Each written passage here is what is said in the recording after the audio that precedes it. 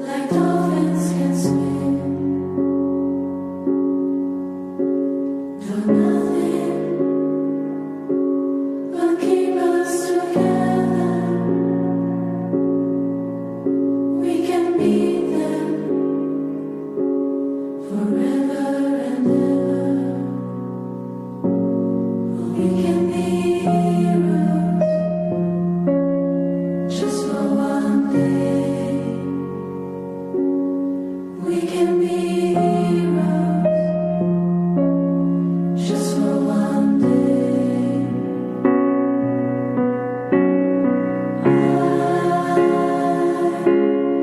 I would be green, and you would be king. Though nothing will drive us away, we can be heroes just for one day. My next guest is a veterans liaison and a founder and chapter director for Pets for Vets. He is part of this wonderful cause. We've been communicating lately, and he's been a really great guy. His name is Sean Quigley. Sean, welcome to the show today. Hey, Derek, thanks for having me on. I very much appreciate it. Yeah, Sean, so just tell me a little bit, before we get into this wonderful foundation and cause, tell me a little bit about yourself. Yeah, so I am an Army veteran. I served 4 years active and 4 years reserve, and I was a combat medic in the Army. I was with 1st Armored Division and 2nd Infantry Division, although I bounced around to a couple of other places here and there. And being an Army veteran, I was kind of looking for something that I could do to stay involved with veterans and veterans causes. After being out for a few years, and after looking around a bit, it was kind of interesting. I had a buddy of mine that called me one day, and he said, "Listen, I've been in touch with a group called Pets for Vets, and they're trying to get a chapter started in the area where we live. Would you have any interest in that?" And I did a little bit of research on Pets for Vets, and it looks like everything I wanted to do in terms of helping veterans and being able to save dogs from shelters at the same time. So I kind of jumped in with both feet, and I helped found the chapter where I live. It's called the Cape Fear chapter in Wilmington, North Carolina. And I also wear another hat. I am the veterans liaison, as you mentioned, for the National Pets for Vets group. After kind of, volunteering for several years with Pets for Vets and kind of both roles, it's something that is near and dear to my heart, and I very much appreciate the opportunity to be able to kind of get our name out there a little bit so people can hear about us and kind of who we are and what we do. No, Sean, the honor is all on this side of the microphone. Thank you for coming on. And, you mentioned you were a combat medic. Is that something, Sean, that you want to do, or is that something that they tell you, you know what, this is what we think you're best for? How did that work come about? Yeah, that's a great question.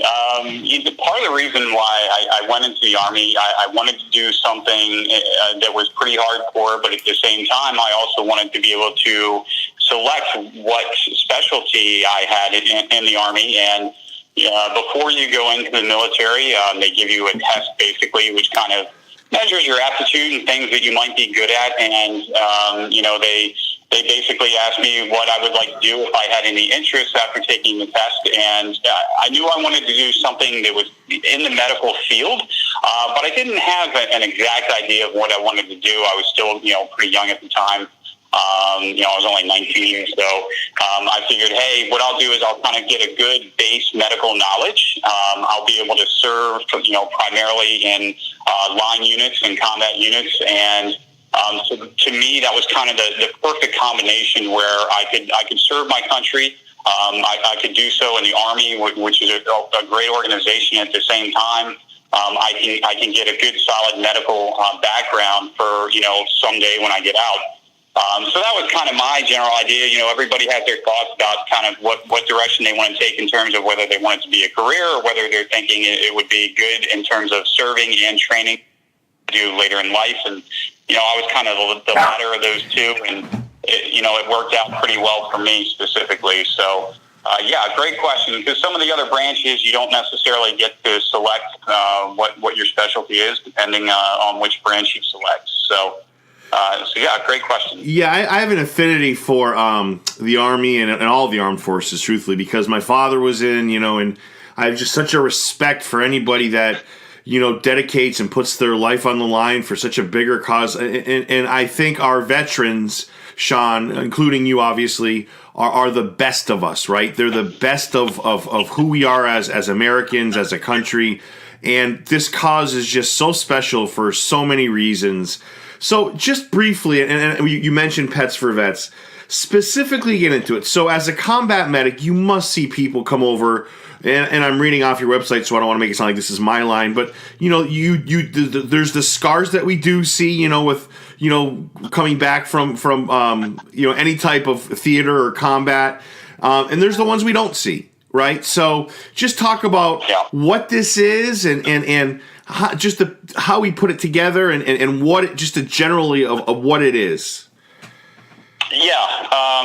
So with Pets for Vets, you're right. I mean, we a lot of the veterans that I work with, they do deal with issues like PTSD, post-traumatic stress, and TBI, traumatic brain injury. Those type of injuries, like you said, injuries you can't necessarily see.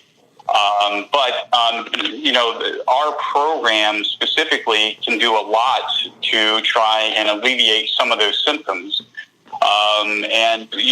Our founder, Clarissa Black, she's honestly, she's a really, really smart lady, and she was working with her dog. Her dog's name is Bear, and she was working around 2008, 2009 at the VA center in the Long Beach area of California, and she kind of noticed that her and her dog were having a really positive impact on the veterans. She was hearing a lot of things from the veterans like, wow, I wish I could take your dog home with me. I'd love to have your dog with me. Because Bear was so well trained.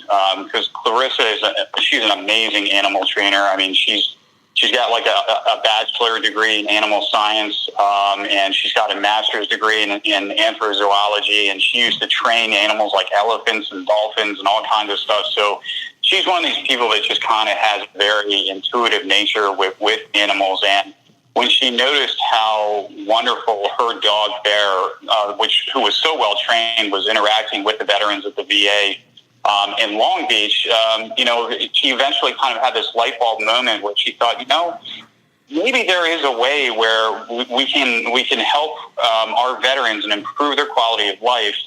And at the same time, maybe we can save some dogs from shelters as well. And so she kind of had that light bulb moment. Hey, maybe I can replicate this and help out our veterans. And that was kind of, the genesis of Pets for Vets. And, now we have chapters. We have chapters in several states around the country. I think we have maybe around 30 chapters now, somewhere in that range. Wow. And each chapter is its own 501c3. And, we've had a chance to kind of get our name out there a bit in the media here and there, and thanks to folks like you and your show as well, we get to get our name out there so veterans can hear about us, and people who may want to volunteer or donate to us can hear about us, and it's going pretty well. So that's kind of an overview of the history of Pets for Vets. Yeah, and I have to tell you, you heard my dog bark earlier in the interview. My dog's name is Bear, too, so as you're telling me this story, I'm laughing a little bit because I just have a lot of memories come back, and when I was hearing you talk, it got me thinking of how special dogs really are, and what she has done is essentially taking two problem areas of dogs being, euthanized because there's so many, and veterans coming back, as we mentioned, with these understandably difficult issues, and we mesh them together, and we're solving two major issues. Sean, is that a fair way of putting it? Yeah, that's a very good way to put it, and I frequently tell people that this is our dual mission. And being a veteran, that sticks in my head is kind of like, look, this, here's your mission, go forth and do. And And we do have a dual mission here. You know, we're saving dogs from shelters, and at the same time, we're creating a much improved quality of life for veterans. I mean, studies have shown that companion animals, which is what we do, we train them to be great companion animals for our veterans. Studies have shown that, you know, if you have a furry battle buddy at your side, then it helps reduce stress. It can help reduce anxiety. It can help reduce a lot of the symptoms of things like PTSD that we see in a lot of our veterans. So, you know, obviously it's not something that is a cure-all, but it is something that is designed to improve quality of life. And if we can save a dog from a shelter at the same time, then to me, it's a win-win, and it's a very worthwhile cause. Yeah, that's really well said. And if you, not just Pets for Vets, but if you look like in other areas of now how many therapy dogs we have in our country, it's promising, Sean, because it's at least now and you guys have a I don't want to say a challenge, but let's face it, like we mentioned, you're working on two big problems, or you're trying to solve two big problems, and you're doing a phenomenal job of it. And, you know, people are starting to see the effects, and people have always known this, of how really important dogs are to people in general, and especially veterans. What do you think, as somebody with, you know, some medical experience, Sean, we know that they make great companions. I get all that. I've owned dogs my entire life. What is it about these dogs that these vets just come to just adore and love and click with? I mean, obviously, it doesn't solve all the problems, but it certainly makes life much more manageable. What do you think it is, Sean? You know, it's a great question, and it is something that, you know, it takes, some of it is situational, but a lot of it, I think, kind of comes down to the fact that, you know, our veterans have been through a lot. You know, they've seen a lot, they've been through a lot, and a lot of our veterans are having a difficult time. And if you look at where some of these shelter dogs are coming from, they have, you know, dogs have this innate ability to identify a lot with their owners. And, you know, when you look at our dogs and they're coming out of the shelters, you know, some of these dogs have been through a lot too. And when we put the two of them together, it's almost like they recognize that they need each other. And, you know, how, you know, and how that occurs in each situation, I think is a little bit different. You know, you see the veterans and the dogs bonding slightly differently in different situations, but I think there is that just kind of realization that, you know, hey, I've been through a lot. You know, do you want to be buddies? And then the dog looks at the vet and is like, you know, I've been through a lot too, and I'd love to be buddies.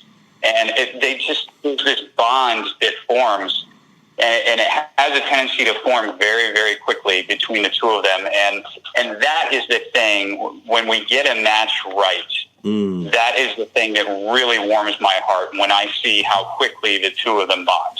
It makes, you know, that gives me all I need to keep going. So yeah, that's said. It's a great thing to see. Yeah, that's well said, Sean. And because a lot of my stuff is related to movies, I see things in a movie kind of way.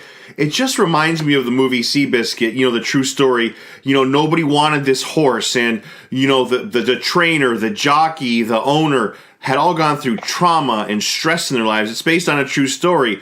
But together, all four of them find this bond that is just, it's inseparable, and it's such a beautiful thing. And it's a lot of the kind of themes from that are things that you're saying in this interview. Mm-hmm. You know, and I'm looking here, I mean, just on the website here, it's, you know, strengthen social connections, mental well-being, emotional health, physical fitness, loneliness, relationships, trauma, confidence. I mean, my goodness, like, I cannot stress enough how much we are solving and helping people here. Not we, you. And so I was on Facebook going through your site on Facebook, the group, the Pets for Vets group. And I got to tell you, Sean, I was moved to tears a few times when I saw these vets pictured with some of these dogs. I got to tell you, it's tough to watch, not because it's hard. It's just it's like watching a very emotional movie, right?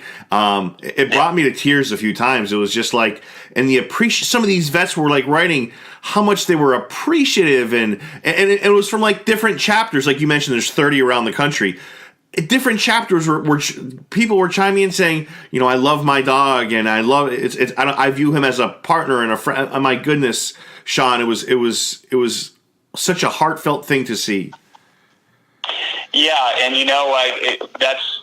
I agree completely, and that's part of the reason why we put some of those stories out there, just so people can understand that there is a need in the veteran community, and there is a need to try and get these dogs out of shelters too. There are some wonderful dogs in our shelters, and if we can help our veteran community and save some furry battle buddies at the same time from shelters, I'm all in.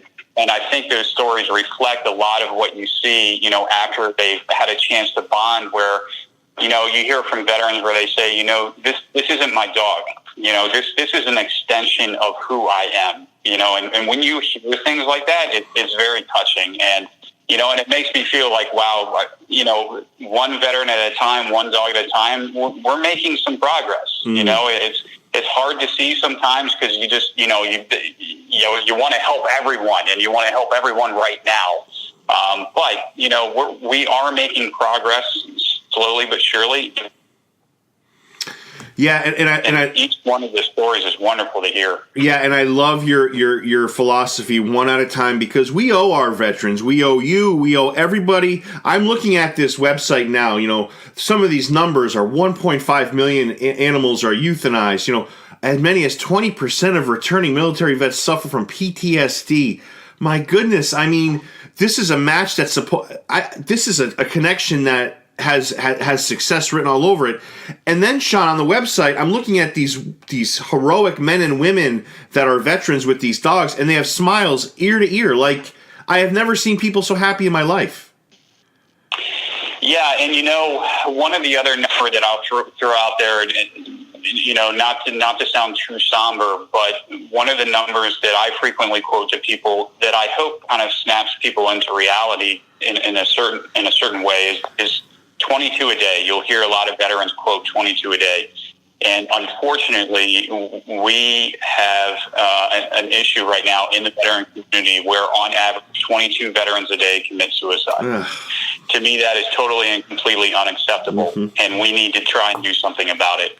And I think this program, as I said, even one veteran and one dog at a time is trying to alleviate some of that, some of those horrific numbers that we're seeing in the veteran community. And then, the flip side of that is, some of the stories that you hear, like we were talking about. I mean, I've heard from several veterans where they say, I may have had my first good night's sleep in years. Wow. Because I knew my furry battle buddy was there with me. Mm. And when you hear that kind of stuff, it's like, wow, I really think we're having an impact here. And I really think we are doing what we can, with this program to try and help our veteran community live a more positive, productive life.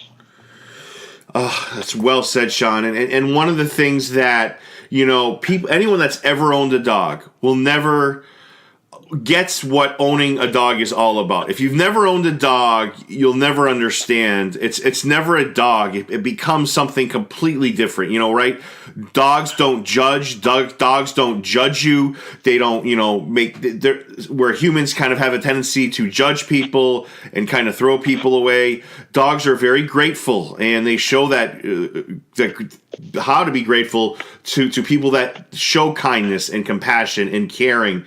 And you mentioned that stat, and it's mind-blowing because we've ignored our veterans too long, and I won't get political, and that's not part of my show, but one of the things that should never be up for compromise, Sean, is ignoring our military, and not just in combat, but making sure that these people, these brave men and women, are cared for properly the rest of their lives. And I can tell you it's a very emotional point for me because the VA saved my father's life and continues to save him. And I am eternally grateful, and I'm so grateful for groups like this. And my long-winded question to you is this, Sean. If I'm a veteran and I'm listening to this interview, how do I become part of this great foundation? How do I get involved in this? How do I do this? If I want to, get this, adopt an animal, adopt a dog, what's the process for it? Yeah, so fantastic question. If you're a veteran and you're interested in this program, you can simply Google us. Just put in Pets for Vets. You'll see our website come up, or you can go to www.petsforvets.com. You can go on the website, and there's tons of great information on the website. You can apply for a dog over the website. You can donate to us. You can volunteer over the website. And there's buttons right on the website. You just click on those, and the paperwork will come up for you. So you can apply, donate. We are an all-volunteer organization, and if you go to the top of our website, I think it's on the top right-hand side of the page, you'll see it broken down by region. Yep. So you'll see like West, Southwest, Midwest, Southeast, Northeast, etc. For like my particular chapter that I volunteer with is the Cape Fear chapter, and it's in the Southeast region, the Southeast North Carolina area. So you can see if there's a chapter near you. And what will happen is after you apply, what we do is we will then interview the veteran. You know, we'll usually just meet them like maybe for lunch or coffee one day and just kind of get to know them, allow them to get to know us a little bit. We provide them with some paperwork, and so they can kind of understand a bit about, you know, what the process that they're going to go through. And you know, after we do that initial interview, we'll set up another interview where we'll go to their home and we'll interview them where they live, because we need to get a good feel for the environment that the dog's going to be going into. Right.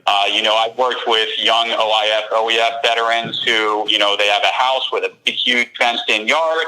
And I've also worked with, you know, an older Vietnam veteran, and he lived by himself in a tiny little place. And, you know, all he was really looking for was, you know, kind of a lap dog that he could just kind of hang out at home with for the most part, because, you know, he had some difficulty getting around as well. And I've worked with a young veteran who is active every single day. You know, he loves to go out, go for jogs and walks, and, you know, he's always out and about. So, you know, we have to get a good idea for the environment that the dog is going into, kind of the lifestyle of the veteran, you know, if they're, you know, super high energy kind of person, or if they're kind of a homebody and, you know, maybe a bit lower energy. So we kind of develop a bit of a profile for what we're looking for in terms of a dog for that specific veteran. And then once we've kind of built that whole profile and we have a good understanding of the veteran, what their needs are, the environment that the dog's going into, then our trainers will go out to our local shelters and they will start looking for dogs that kind of meet the profile of what we're looking for. For example, we may say, okay, we're looking for this particular veteran, let's say we're looking for a dog that is, you know, something like maybe a 50, 60-pound lab mix, somewhere around there. That's you know, all of our dogs are between about 2 and 5 years old, is what we target age range wise. And so if we've created a profile like that, then we'll go to shelters, try and find dogs that fit that profile, and then we put them through various socialization assessments. And they're pretty tough, I have to say. Our socialization tests are pretty tough for the dogs to pass. So once we find a dog that meets the profile and has passed all of our socialization tests, we'll pull the dog from the shelter, and the dog will go either with our trainer or into one of our foster homes, where they will be trained. We get them to what we refer to as Canine Good Citizen standards, and that can take anywhere from maybe 8 to 10, maybe 12 weeks, somewhere in that range. And we'll also train them if there's anything specific that the veteran might request, or if they might have a need for.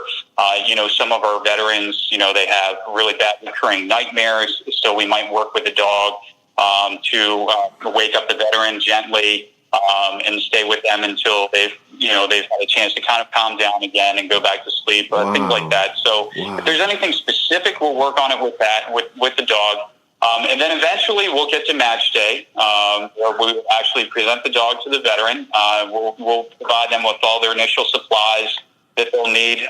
You know, the dogs will have been up to date on all their shots. The veterinarian's office makes sure that they're completely healthy and they've been microchipped, and we turn over all the information to the veteran, et cetera. And then we do follow-up as well with the veteran, make sure that they understand, you know, training commands, that they're bonding well with the dog. And we stay in touch with them regularly throughout the life of the dog. So it's kind of a holistic program, I would say. And That's kind of an overview of the whole process of what to expect if you're a veteran that's applying. But you can also apply to volunteer with us if you like. Same kind of thing. You can see if there's a chapter near you. Go ahead and apply to be a volunteer. We're all volunteers. You don't have to be military. You don't have to be somebody who knows, a veteran or has a military background. As long as you're willing to jump in with us and recognize there's a need in the veteran community and that need for shelter dogs to get out of those shelters, then we'd love to have you. Yeah, that's really well said. You said a lot there, and one of the things that caught me was the fact that some of these, and I never even thought of this, is you want to make them compatible. And some of the dogs, some breeds are, you talked about somebody who has difficulty sleeping as far as, through the trauma they've been through and how a dog can assist with that. I totally never even thought about that, Sean. That's amazing that a dog can do that. It's amazing to me. Yeah, and that's one. That's a really big thing for a lot of our veterans. That's the reason why I use that particular example. So many of our veterans have very, very disturbed sleep patterns, where they get very little sleep during the night. And if you're having recurring nightmares, if you're having difficulty sleeping, that really makes life difficult. And if you have a furry battle buddy there that helps you relax, that can help you achieve better sleep patterns, not even great, just better, then that right there, that one thing is improving quality of life immediately. Right. Think about how grumpy you are if you don't get a good night's sleep. Right. And think about if you do get a good night's sleep. Wow. It's a night and day effect. And so many of our veterans have difficulty with their sleep patterns. And if you have a furry battle buddy there that you trust, and especially if he's helping you with nightmares, if he's helping reduce your anxiety a bit, if he's helping reduce your stress a bit, all of those things are going to help in terms of bettering your sleep patterns. And that can go a long way in and of itself in terms of quality of life, much less, the rest of your day going through having your battle buddy there at all times. Yeah, and Sean, many of these vets, obviously, as you know, deal with, trauma when they're awake, and then when they go to sleep, it's like they never escape it, right? It's with them during the day. It's with them when they go to bed. The fact that it can be interrupted a little bit, the trauma and the sleeplessness, as you mentioned, for that reason alone, this is a phenomenal idea, right? It gives the veteran a chance at least to break that cycle of, okay, let me just step away from this nightmare, even for a minute or two. You know what I'm saying? Like, that's just the amazing part of it. Yeah, and if I can tell you a quick story about one of the veterans that I worked with. So he was an OIF veteran, and he actually was a double Purple Heart recipient, and he had difficulty with his sleep patterns with everything that he had been through. And he applied for a dog with our program. I would just mention it to him periodically. Hey, if you're interested, I volunteer with this group. And one day we got, he submitted an application. I was really happy to see it. So we worked hard to try and find him a great dog. And, after match day, I was following up with him a few times here and there. And one of the great things that I saw was it was about 2 weeks after match day. We have a common buddy that we both know, and he owns a gym. And my buddy that we got the dog for, his name was Matt, and he showed up at the gym one day with his dog. And that right there made me so happy because he was somebody who had a tendency to kind of isolate in the house a little bit.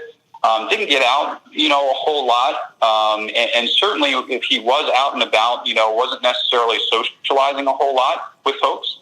And he was so proud and so happy to show off his dog. He was like the proud papa, and the fact that he was out and about I thought was great. And then he was talking to everybody. He's like, basically, hey, check out my dog, blah, blah, blah. So he's interacting with folks. So he's socializing with people. So he's out and about. He's socializing. He's happy. He's focused on the dog. He's concentrating on things that are, more of a positive in his life now. And that, again, that's just something that really warmed my heart. And to see things like that happen after we match our veterans with their doggies, that makes me feel like, again, we're doing something that's helped pushing the narrative in the right direction, in a positive direction. Yeah, that's awesome. That's a great story, Sean. And that adds more credence to why this is such a special foundation and what it's doing. You know, and as you speak, I'm thinking, Sean, how is this not a TV show somewhere on cable? Because what it would do is it would bring more awareness. It would bring more awareness. It would bring people's attention to this wonderful cause. It would bring in revenue. It would help veterans that maybe don't even know this exists. Like, this is like, this has winner written all over it, and it's just I don't know how this is not a show somewhere. I don't know. Honestly, I think that's a great question. You know, we have had a lot of wonderful press. Our founder has been on with a lot of folks. Like she was interviewed by Katie Couric. She's been on NBC. She's done a lot of videos with a lot of different folks. She did like a video with Merrill Lynch. We had one of our chapters in New York was on over New Year's, just prior to New Year's. They were on one of the major networks who was interviewing our chapter director there in one of the matches that they had done. So there's been, we've had, and then of course a lot of our chapters have done, local, things as well. I mean, I've been interviewed locally by my local TV station a couple of times. So it's one of those things that I think does mesh very well with media and, gets a lot of very positive feedback. But, as far as turning it into a show, that's way out of my pay grade. So, I have no idea if that's something that would be a possibility someday. I'd like to think so. Simply because, as you said, the way that I look at that is that would get our name out there. So veterans would know that we're here. People who want to volunteer with us would know that we're here. People that want to donate to us, to help support us, would know where to do that. So I think it would be, a true positive for us. But, how, when, or why that would get set up, I don't know. So yeah, I think it would be a good thing. It would seem like a no-brainer to me because you're doing two amazing things. You're helping dogs and you're helping vets. And then there's the whole connection piece, which is just unbelievable. I don't know. To me, for whatever it means, I don't know how this is not, because just think of you're right. I mean, people know about this. There's a lot of people that are definitely involved and donating time like you are and just giving of themselves. But my God, it's reaching even more people, and because I think this could really, just the work you're doing and everyone else is doing associated with this, I think it could have potential to grow rapidly, and I would love to see this really get bigger and bigger and bigger as the years go by, Sean. Yeah, absolutely. I mean, you and me both, and you having us on your show, you never know that could in and of itself produce, maybe somebody hearing this show says, hey, maybe this is something I can do. I noticed there's a chapter that's near me. I'll go ahead and apply for a dog. And hey, there's one more veteran that we've helped, and then maybe somebody else hears your idea about a show, and that gets going in somebody else's head, and maybe they produce a show someday, and we can help more veterans and get more doggies out of shelters and into a great home with a veteran. So you never know what may come next. So, but I look forward to it. I look forward to continuing to get our name out there and get our presence out there so folks know more about us. Yeah, and I have a few more questions if you don't mind staying on a little bit longer. Sure. How about many of these veterans hospitals where many times they come back from combat or they come back, and they're laid up. Is there a kind of service, and maybe this is not what you guys do, but to bring an animal into a hospital setting like that, or maybe even like a therapeutic setting where people are rehabbing? Is there something like that in place? Yes, there is. So some of the VAs handle this slightly differently, right? One VA might do it a little bit differently than another VA hospital, but I can tell you this. I had an appointment at my local VA a couple of weeks ago, and while I was out in the waiting area, waiting to be called back, there was a volunteer there with a service dog. Now, they weren't part of our program. It was an actual service dog. We do companion dogs that have been pulled from shelters. I don't know. I had made it a point once I saw her, I was going to go talk to the young lady that was there with the dog, but I had to go back. I got called back right about then. But I noticed that she was walking around with the service dog, and, she was stopping if a veteran kind of looked at her like they were interested. She would stop for a minute, and her service dog would hang out with the veteran. And again, usually something as simple as that would produce, smiles. You'd see the veteran petting the dog. But, of course, the dogs, they love it. They're just wagging their tail away, and they're happy as can be. And like you said, there's no judgment there. It's just nothing but love. And, it's something that I think was really neat to see. I would have loved to find out more about that particular program as well. But I know that my local VA, and I've heard that other VAs will do that as well. Other VAs will allow programs where they have service dogs into the VAs so they can go around and kind of meet the veterans who are in the hospital at the time. When they're there.